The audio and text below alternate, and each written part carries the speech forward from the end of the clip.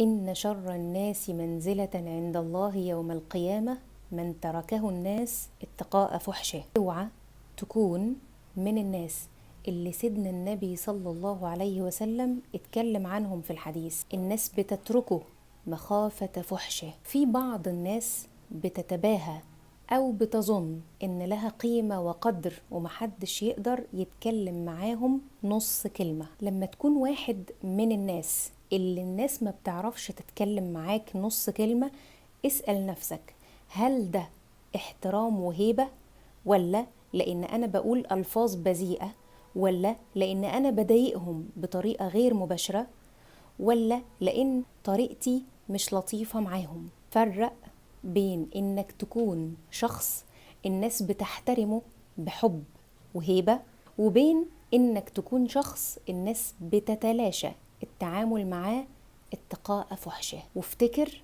إن سيدنا النبي صلى الله عليه وسلم قال إن دول شر الناس منزلة عند الله يوم القيامة.